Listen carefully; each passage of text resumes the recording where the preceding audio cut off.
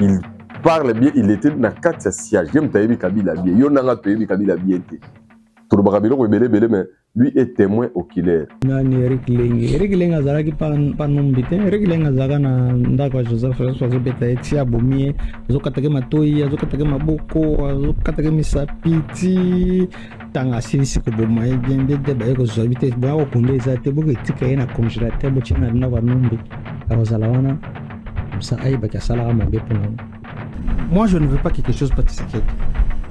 Je veux rien absolument rien. Naza na posa kaka ndeke da neutraliser Joseph Kabila. Et donc salinga na sala émission, te dis la vérité. Tant on a moni que liberté commis. Parce que je ne croyais pas que non mutakoki ko loba mama Joseph poti kala kimia parce que na yebi Joseph aza mon pépé. Joseph aza mon pépé. Il est partout. Il peut te faire du mal à nous. Tant on a moni ba condamner Joseph. Na moni que ba sambi si Joseph ba condamner Joseph. Je ne croyais pas ça. Ah, tu ne croyais pas ça? Non, je ne... American Dream. Dispensation chaîne Investment Group. Rêve américain pour la Kosomba Lopango aux États-Unis. Plus précisément la ville où il y a Dallas. Aujourd'hui c'est possible. Pays m'a pas 30 ans. Ne vous trompez pas l'adresse. Dispensation chaîne Investment. Voulez-vous acquérir une maison aux États-Unis?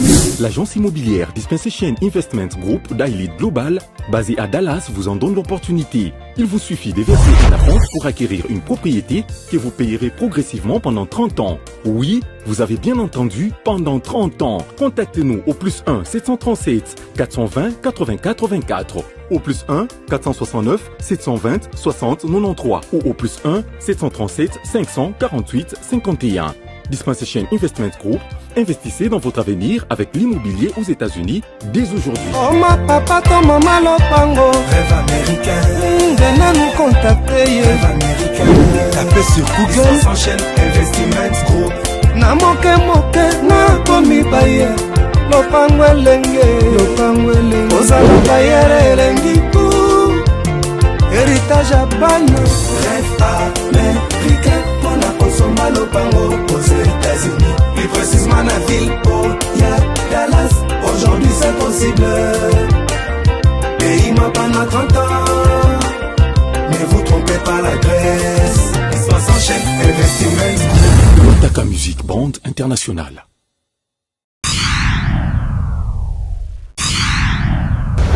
Tindika Télévision, bienvenue dans la Congolais à bonne qualité. Merci d'être là pour la Royaume Bisso Baoyo, tu es la Rabelo Basango, il y a République démocratique du Congo. Je remercie d'abord la grande équipe, il y a Tindika en commençant par Junior Kapaya, Refé Kisombe, Congolais, Nyon, c'est la bonne qualité, Bovanda Kika Bogozo, la Bisso, Ndezali, plaisir, Nabiso Yawana. Alors, tout le monde, chaque fois, Bolingo ya Congo, Congolais, mais peut-être tous aura très mal compris, pas Batumsusu, tous aura très mal digéré, mais on tous a quand même, wana. Pour éclaircir makambo ebele toloba bato baboya bamona biso bato maboma bato lukuta on nous a qualifié de talibans bafana kwiti ya biloka Tshisekedi. Qu'est-ce qu'on nous a pas dit? Tout simplement parce que toujours le bela makambo oyo ezali na avantage ya ba Congolais. Ce que tolobi ba Congolais bazana na bolingo ya Congolais ba Congolais muso bazo préférer baye la biso ba leçon ya combien ba Rwandais ta tozaka na bango mboko bazaka bien et que photo bundisa mona mboka Félix Tshisekedi à tout prix ya longone ba Rwandais baya mais lelo na kokoloba que ba masque e bandi ko tomber na pesi nanu prophète Moïse Nyengele mbote belé parce qu'après ça biso chrono il y a 3 mois hein? Octobre, novembre, décembre na évité na 3 mois oyo bandi makamini bomo na pesi nanu Vélanga Tumba Collège à Maman Laurence. Hollande biso na interview na ngai. Yoko ya congrès te. Congrès c'est bientôt pour bientôt daoki ba diaspora no soro ba sangana ba délégation qui les pour le congrès il y a IDPS c'est qui une bonne chose donc place aux arts ba Jean Kabongo ba Kiki Kazong ba Shikito Musashino Chimba ba tout donc toute la diaspora. Donc, Boza, vraiment, maman Yohan, Bidonyos tout, vous êtes vraiment convié ya kolandela makambo congrès parce que ezali eloko motuya bino moko boyebi yango. Et puis Jean Sedou la Kazadi yaba Thomas Kazadi donc tous allés ensemble début de bon message kolanda biso avec Léon Munzadi bien sûr papa na biso Maurice Toko Nicolette moi ça pembe le parfait de bonne odeur toujours donc tous allés c'est parce que bozana bozolanda biso ya on déjà eloko motuya pour na biso mais merci d'abord na ba réaction na bino ba onyo sou bolanda biso la fois passée ndenge to tire bino Etienne Tshisekedi wa Mulumba autrement dit Major Kasere kalelo to rebe épisode mususu yé azako démanteler azako la kisabiso qui était Joseph Kabila et qu'est-ce que Joseph Kabila faisait na katsa bani na bisoma ezana congolais mususu ta mona bilo wana place avant nabi et à lokuta aboyi parce que yé balaki c'est que Kabila vrai congolais il était un bon président Joseph et que kutu muza za faux Tshisekedi aza fort, le seul président aza bien aza Kabila tout simplement parce que Kabila aza kotosa Kagame koleka batu nyonso yango no moni kotosa Kabila tosa Kagame pendant 18 ans. Nde bimisi de Tshisekedi mutu mabe devant ba Congolais. Parce que Kabila travaillait pour Kagame pour faire agenouiller pays na biso. Mais beaucoup de Congolais nous injurient aujourd'hui. Non. Masoro balobaka babomaka batu ya masoro ba parce que je suis c'est les Inois et bon excusez ngande na tangi su kombo na le muzombo la lobi non biloko nyoso baloba ba Rwanda basala boye na mboka na biso ezalaka kadiosha biloko bato ya IDPS ya biloko alokuta ba Rwanda baza bien ba boma batu te mais comment mukolo ba kozwa kindoki na mukolo pe na yepe ya le kindoki na kimukolo na est elle pas aller ça ba congolais kindoki sikoyo Nalingela tuna ba sortie médiatique oyo Kagame asali ba sortie médiatique oyo nanga asali ba congolais nyoso bazali c'est que tous à la sima ya nanga bolobi nini nanga a changé makambu ya ba Karemine a changé makambu ya vivre ensemble a changé makambu ya bazoboma ba Swahili a changé makambu ya bazoboma ba Nyamulenge a changé makambu kili lelo nanga eli biso concept asika. Non, on a commis un fédéralisme. Bah, Congolais. Et puis Kagame, moi, le but, tant que vous dites, M23, ils ont dit Kagame, Kabila, Batouba, Boya, Ramso, ils ont coupé Baron. Mais quand Kagame, le but, Goma, Bukavu, donc, Bolo, on appelle ça, on a malembe, Bouindé, na bani nga la sali ya lit, nebi maramouana te. Kagame nous pousse, nous. Parce que quand on a un problème, na Rwanda agressif, nous sommes Congolais, nous sommes oh non, il y a maman Congolais. Il faut dialogue inter-Congolais. Où sont les sangos? Sur le la conférence de presse. Bomo la Ramabé Karapa Tshisekedi. Dialogue. Martin Fayoulou, encore une fois, toi aussi. Mais Martin Fayoulou. Oh. Il y a un dialogue. Martin Fayoulou, vous allez à la conférence. N'est-ce pas qui m'y a été. National souverain. Martin Fayoulou, vous allez à la San City. N'est-ce pas qui m'y a été. Martin Fayoulou, vous allez à la consultation. Vous allez à la concertation. Vous allez à la dialogue à Senko. Tout ce qu'il y a. Où est la solution de dialogue? Dialogue parce que chaque fois que tu as un dialogue, on a un Rwandais qui a un avantage. Nous sommes Congolais, tous avons un avantage. Oui, les Congolais, les politiciens, les classe politique, oui, ils ont un poste dans le gouvernement. Tout le monde est responsable. Mais les gens qui ont l'impact, ils ont et ils sont d'accord. Ils sont d'accord. Bandima bate kamboko lelo comme ndenge komi botokomi ko vivre. Nyoso to vivre les conséquences à Bouzobat. Il y a besoin de l'État si ma bomaka est calabatu baboy kokwa. Tu sais que mboke c'est quoi tu vas finir tu sais que des morts. Et les autres ont des conséquences. Maintenant tout le monde veut que ma benyo soba sala na Congo tu sais que il faut changer rapidement. Kinshasa ouais poli ko polo. Na écoute koko te la bombate mais je réalise que babi il y a changé n'est-ce pas ce qu'il y a une année qui des autres salé au kaka maman changer nyonso. Je suis d'accord que Bumba parte. Moi aussi je veux que Bumba parte. Mais je refuse. Je refuse tout simplement qu'on risque de changer 50 Bumba pendant que là où il fallait changer, tu changer la bisoté. Parce que tu as des on a bisomingi. Tu as une réaction émotionnelle. Tu as une émotion. Tu as parti pris trop. Et en même temps, bien que tu as gagné dans ma tanga, Auguste Kabouya, président intérim, il y a IDPS. Na évité Europé, Salana nous. Examen de conscience au mécanisme de là. la plupart ya ba candidats yo pesaka na mboka depuis boto na pouvoir sincèrement n'endezaka bato yo pesi nde ba combataka bango. Je me souviens que na bandeli ya Bumba il y avait une vidéo qui a circulé, qui était devenue même virale dans les réseaux sociaux. Au cours de la vidéo, il y avait un gars qui parlait des histoires comme quoi Batu Yango Bila Bazali Koya Kozong Saraba Matiti Kozong Saraba Foul Bisike Bele pour la relaxer Batu Musu Ba Kokates. Je ne confirme pas, j'avais vu des histoires comme ça. Alors, na ebité biso ba Congolais, on veut une chose et son contraire. Il y en a l'obara. Au moins, na ba Congolais ba lingi changement bango ebele. Mais bango ba lingi ko changer. C'est déplorable. Chef de l'État à Belgrade, je crois le dernier jour, après le moment où on a tourné depuis que les équipes visitent à 3 jours, à Belgrade, à celui de la diaspora. Mais ce que j'ai beaucoup aimé, dès qu'il y a devant la diaspora, expliquer les 4 tous à Washington ont début qu'aucune invitation pour nous signer accord na Rwanda. Donc Martin Fayulu a dit non, l'exception accord à la transport, Martin Fayulu c'est un accord à l'Émer. Et le Congolais, toi, Bouzoba. Accord il y a le 23 mars, parce que pour ceux qui ne le savent pas, pour négocier dans M23 na Doha. Oui, il y a les raisons. Mais vous savez le contraire que Tshisekedi a réussi. Oui, quelle cause Tshisekedi a commis à négocier dans M23? Est-ce que les gens savent les contenus? Oui, comment Tshisekedi vous dit chaque jour que nous négocions dans M23, mais on va négocier dans M23. Est-ce que vous savez la cause? La cause est que Tshisekedi s'est retrouvé un fait accompli.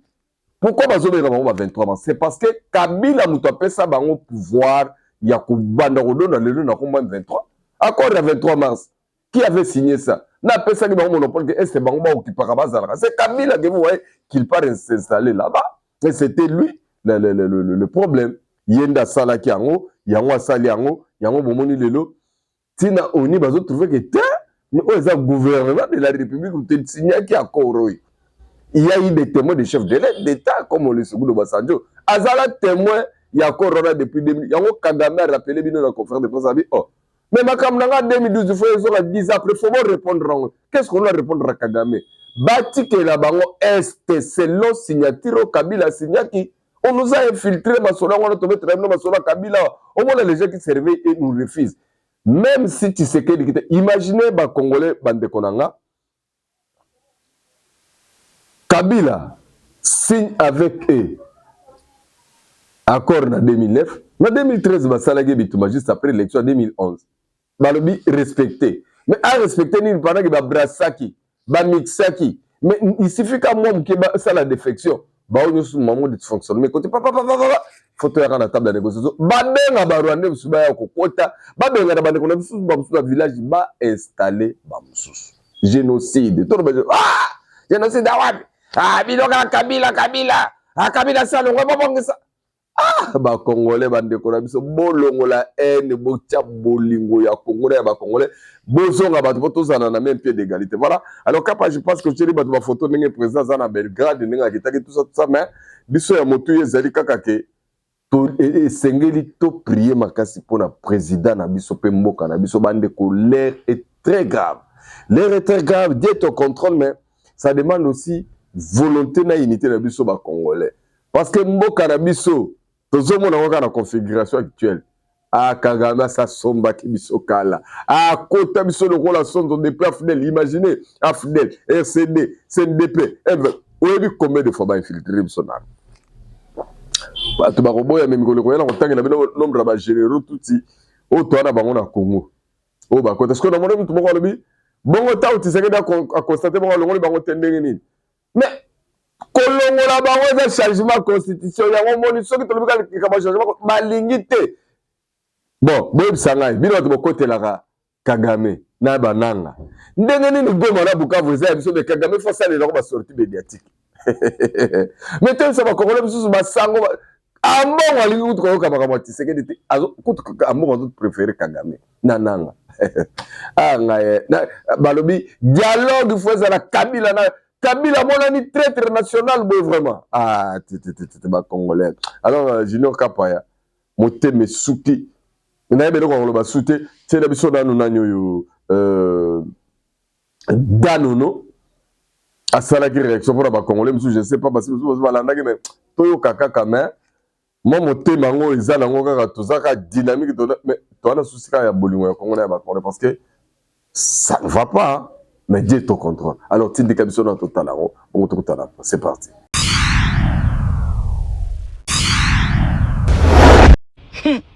Fati Beto merci. Merci papa merci. Pona yo lelo Kagame akomi bilobela. Pona yo lelo Kagame mi bimisi polele soki yende responsable ba M23. Nazoluka batu wana nyonso bobandaki koloba. Lelo soki Kabila komi rebelle eza pona avantage ya Congo, vous êtes où? Nazoluka batu wana nyonso bobandaki koloba Kabila aza congolais, vous êtes où? Nazoluka batu wana nyonso bobandaki koloba au moins Kabila pali ya Fati, vous êtes où? Naluki batu wana nyonso bobandaki koloba nanga futur président, nanga libérateur, bientôt Kinshasa. Eza Rwanda tezo bundisa biso eza ba congolais na ba congolais, vous êtes où?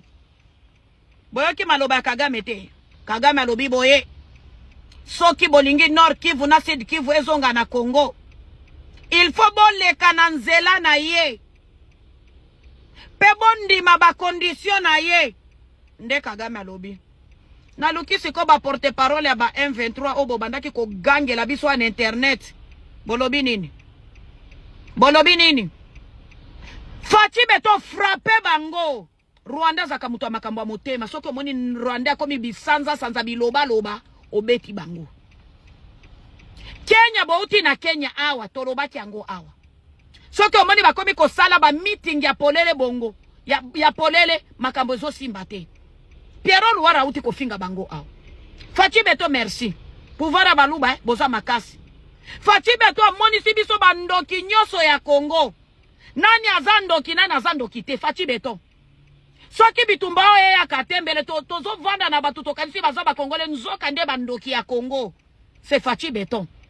Papa Fati merci eh. To boy to kumisa to mema ba fleur na cimetière na yo bien.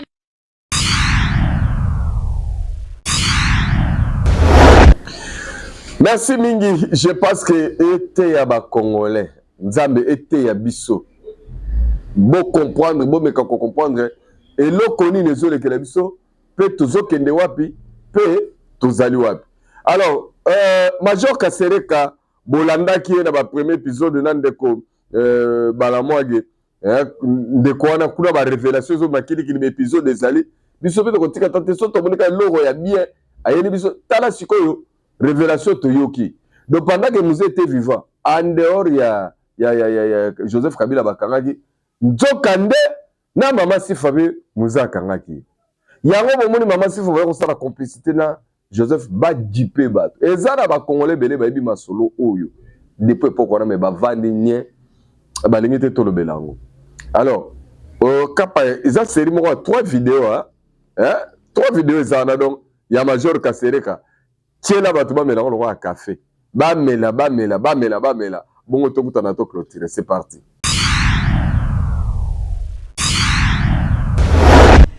Inité à Joseph Ozeki kuboma batu na yebi yango mais moto azaki ko chapeauter ezaki ngate ezaki nani parce que non bato Joseph kaka ça sert à autant ba oui bato Joseph kaka bazo sala mais batangeli ngai et Kasereka oyo ezaki yo. Mais j'ai toujours dit ça, je ne peux pas refuser. Natikala jamais ko approcher Joseph tango nazalaki place wana parce que ça na joué na occasion bongo na oliaye mon frère ndena zaboye ki mobali na fonctionner sous-souté. Oui, répondre à la place wana. Réponse wana. Ezalaki yote. Ezalaki ngate. Ezalaki Kasereka nini? Bon, c'est ça ce que je ne comprends pas. Kasereka eza kombo kome ya banande. Ah OK. Le troisième garçon ya banande. Troisième garçon ya banande. Ezalaki Kasereka nani? Ngaza Kasereka Nyembo. Kasereka Nyembo. Alpha. Oui. Soko tuni matino soba biso major Kasereka Nyembo Alpha, c'est moi. C'est toi. Oui. Tu n'as pas participé à la salle à Joseph parce qu'on dit non, Joseph t'a utilisé pour tuer les gens et aujourd'hui au Balukele. Jour Joseph Obenganga, ce jour-là je t'avais dit, c'est ça Joseph Moninga Obenganga Tshisekedi. Joseph Obenganga Kaserekati. Olive zo Moninga Obenganga Tshisekedi. To ebani na bango na époque o nazalaki nanu Tshisekedi. Seguin. So Moninga Obenganga Tshisekedi. Obenganga Kaserekati. Ok. Joseph a évité que nous n'avons pas cassé. Dès que Joseph a la télévision, a piqué crise. Que tu sais qu'elle a toujours en vie. Souci à Joseph, c'est qu'il n'a pas. Souci les acquis au confort. Donc je n'ai jamais eu l'occasion de travailler comme non. Balobi, le jour où yo bautaki na longoli ba garde ya général Delphin Kaimbi. Yo tali olobi a muto a ko remplacer ba garde ya Delphin Kaimbi, c'est que c'est fini Delphin Kaimbi a okufa. Ozalaka place wana comme nani. Ba betlo di solo to ozalaka place wana na rôle na fonction moko bana jouer. Comment tu as su ça?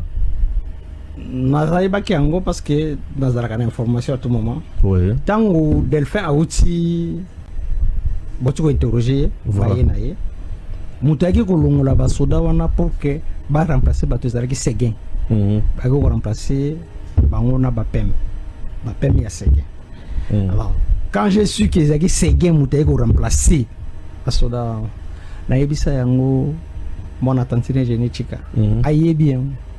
Na rebisa na bi au moins muto a remplacer Bapem wana aza bras droit et Joseph Kabila muto na lobi bo mon été et le lendemain tant akufa ebisinga geno c'est mon attentif ingénieur Chika balobi il semble que Azam Kozipé dans le service de renseignement.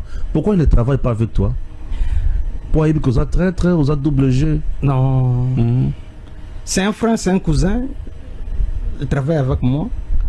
C'est parce que c'est grâce à moi que ba information na pesa kae ndé ngo bakangeli bate belé ba généraux belé au monde bakangiao ngam na livrer ba ngopana et yé mutat kinda ko dénoncer ba pour que bakanga ba ba dona ni osu tubaza na mukusa. Qu'est-ce que tu veux pas Tshisekedi? Non, moi je ne veux pas quelque chose pas Tshisekedi. Je veux rien, absolument rien. Nazana pour ça kaka ndeke dans neutraliser Joseph Kabila. Nazana se venger kaka pour na. Nazana besoin, si j'ai besoin de ko senga loko moko pas président de la République nini hein. Na okeno kanga mona tantine génétique. So na vandi na ye journal mobimba. Il peut m'amener ya okero mon nation de l'état. Ya ko mona ya ko solo ya ko senga loko za na besoin. Te na zulu kongote. Ngai souci na ngeza kana neutraliser Joseph Kabila. Et donc ça linga na ça l'émission, te dis la vérité. Tant on a moniqué liberté commis. Parce que je ne croyais pas que non mutakoki koloba makambo Joseph potika la kimia parce que nayebi Joseph aza mon pépé. Joseph aza mon pépé. Il est partout. Il peut te faire du mal à tout moment. Tant on a moni ba condamner Joseph. Na moni ke ba sambi si Joseph ba condamner Joseph. Ah, je ne croyais pas ça. Ah, tu ne croyais pas ça? Non, je ne croyais pas ça. Je pensais qu'il faut le mater. C'est pratiquement impossible. Parce que Joseph sans autant comme on est trop, on a s'exposer. Na yebi bien. Mais au moins ba condamné. Na moni ba sambisié ba condamné et puis ba juge ba sambisié. Baza en vie. Baza en vie. Ministère public aza en vie. Mon frère Joseph aza bu pépé. À tout moment tout peut arriver. Nous avons commis ma casse, aza pépé, aza stratège. Non, il est rusé. Nous avons commis ça été nazo iné ma casse. Qu'il faut être prudent. Non, pas exemple pour ne pas aller trop loin. Nous avons commis ça. Joseph akobeta yo makofiti okufi atiki wana lobi na tonga ili susa simbi boke no peut-être assassiné pendant 3 jours okufi penza de bazio bakena. Joseph asala ke loko te. Ya omone Joseph na lobe loko te. Joseph na asala loko te, bana lobe loko te, c'est parce que bato bana asala musala bato susu, ba asala bango ba oyela document signé. Ba tidi ka we signé ajuka signé. Si c'est ayebite makambo. Akotanga ngopete etaliete. Parce que quand on a monté que non bon ah on a monté pour faire ma bête de trop bon bah y lié signé à signer bon bah zuba qui bah ça bon ça il faisait absolument rien il y a des gars décision mon côté mutu boyer renseignement information il y a que non mutu na ninga sala boyer pour pouvoir nous bon que nous joyeux bah que bah zuba y no a beti yo tia bomi il y a ça qu'on s'assurer je vais faire formation mon quoi. Il ne faut jamais écarter la menace, il faut éliminer ça. On n'écarte pas la menace, oui, mais on élimine. Alors Joseph, pour s'assurer de ça, il doit faire ça lui-même, il va s'assurer que yenda salanga moni penati bimbene ko na sabia c'est quoi akufi ya yemo ka kiska donc là c'est bon bokina donc yo ce que obeta makai pa na yemo ko mbele non il faut alinga s'assurer pena je fais tala c'est Jésus zofa ko beta yo makofi ti okufi atiki wana lobi na tonga ili susa simbi boke no peut-être assassiner pendant 3 jours okufi penza de bazio bakena bato nyonso mo zofa bomo na ye mo nda beta ba makofi mo donc abetu makofi ti okumi pio alibuti ka wana ala la wana asasure olali lobi na ayatali yo asasure ayo kisus abeti le kofi moko na mutu ozolinga na tiro zaka wana asasure ayi sus abeti susu na mutu te akofi tiko boke kundai donc même nani Eric Lengi azalaki pa numbite Eric Lengi azalaka na ndako ya Joseph azobeta eti abomie azokatake matoi azokatake maboko azokatake misapiti tanga asilisi koboma ye bien de baye kozwa bite boya kokunde eza te boke etika ye na congélateur botie na ndako ya numbi akozala wana comme ça ayebaki asalaka mabe mpona na congélateur batika na ndako ya numbi Joseph aza mutu malamu te aza mutu mabe makasi ya makasi Tshisekedi Etienne c'est Major Kasereka Major Kasereka Tala.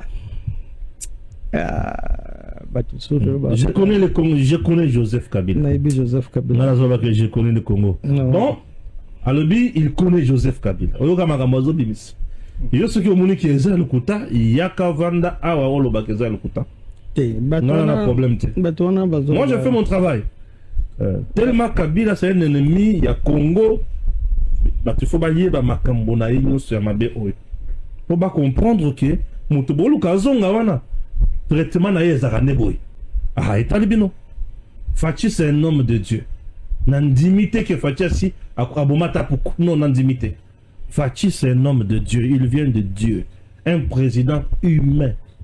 Fachi. Mukoloni Fachi oyambanga ina pesa tambote. Nzambe. Mukoloni ni Fachi akondima ko yambanga bala mwange na pesa ya tambote. Kulutu yambanga ina pesa tambote. Vous êtes pour nous une bénédiction. Puisque tant que zoyo ka makambo ya bato basala na Joseph. Makambo ba oyo bisao. Te kulutu za ya Nzambe. Bon. Oyebi ke bato bele baloba pona sentiment.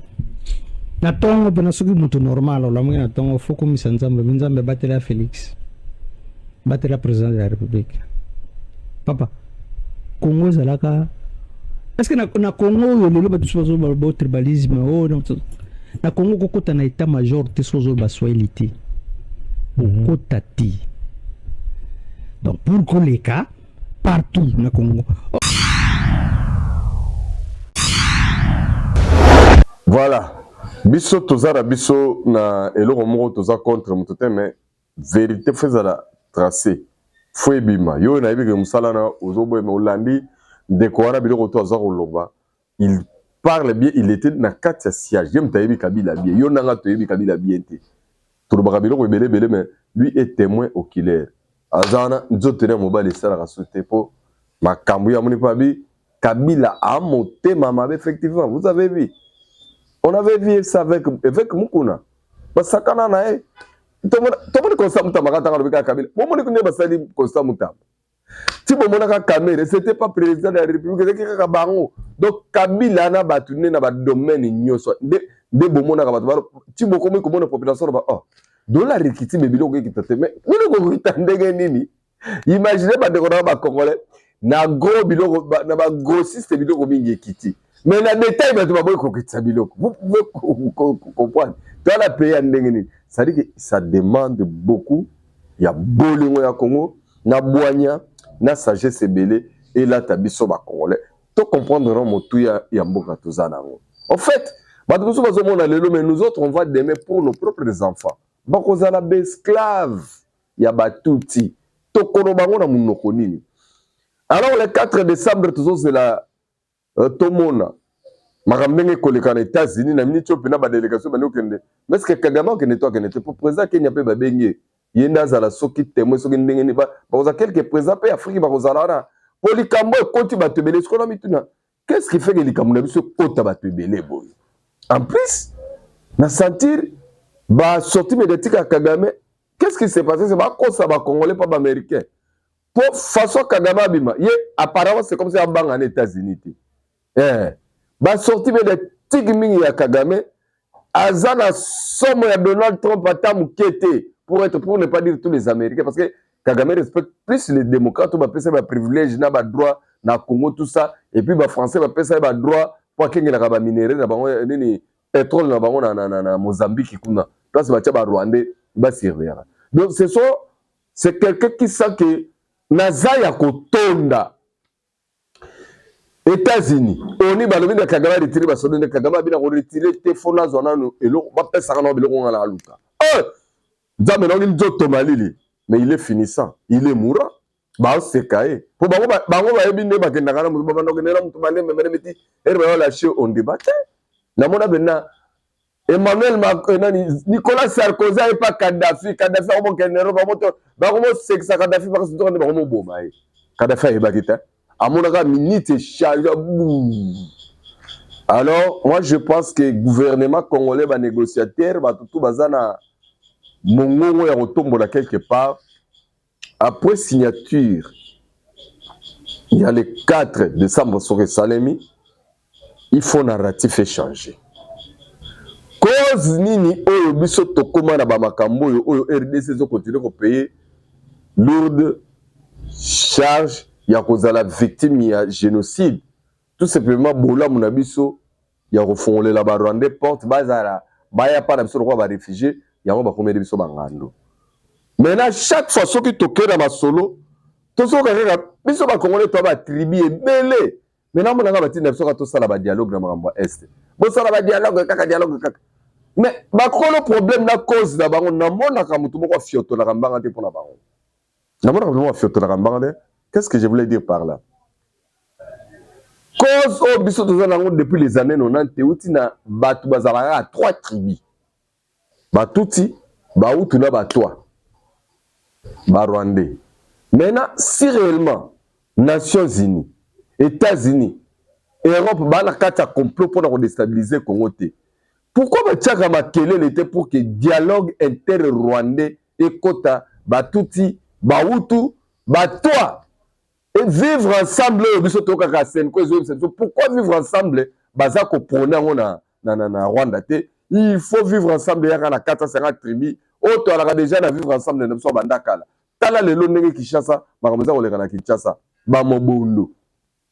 Bazako kata ba congolais na lolenge ya culture na so ba bantu te. Mais ce que tu as to fongola cause ya mobondo. Ba tout so ba bima baboyi. Mais cause ya mobondo za ba tout yo ba yaka na bangome. Bino mo ba tuti ba côté de na bangombe belé na bandundu.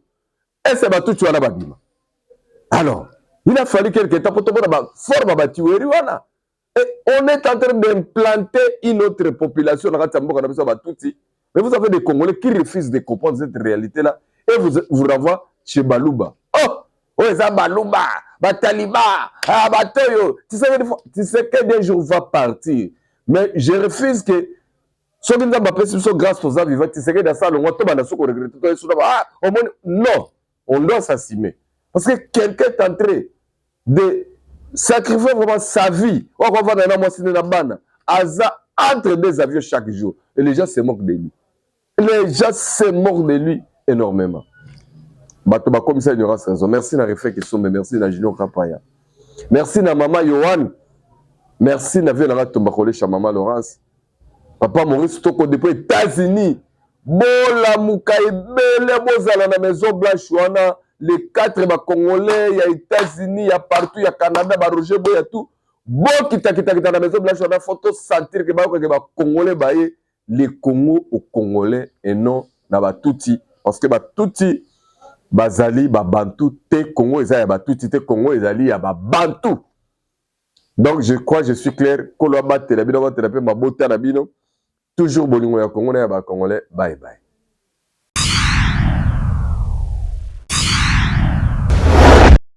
American Dream. Dispense chaîne Investment Group. Rêve américain pour la Kosomba Lopango aux États-Unis. Plus précisément la ville où il y a Dallas. Aujourd'hui c'est possible. Pays m'a pendant 30 ans. Ne vous trompez pas l'adresse. Dispense chaîne Investment Group. Voulez-vous acquérir une maison aux États-Unis? L'agence immobilière Dispensation Investment Group d'Elite Global, basée à Dallas, vous en donne l'opportunité. Il vous suffit de verser une avance pour acquérir une propriété que vous payerez progressivement pendant 30 ans. Oui, vous avez bien entendu, pendant 30 ans. Contactez-nous au +1 737 420 80 84, au +1 469 720 60 93 ou au +1 737 548 51. Dispensation Investment Group, investissez dans votre avenir avec l'immobilier aux États-Unis dès aujourd'hui. Oh ma papa, ton maman Lopango. Rêve américain. Venez nous contacter. Rêve américain. Tapez sur Google. Dispense chaîne Investment Group. Na moke na komi baye. Lopango elenge. Ozala bayere elengi tout. Héritage à bano. Rêve américain. Pour la Kosomba Lopango aux États-Unis. Plus précisément la ville où il y a Dallas. Aujourd'hui c'est possible.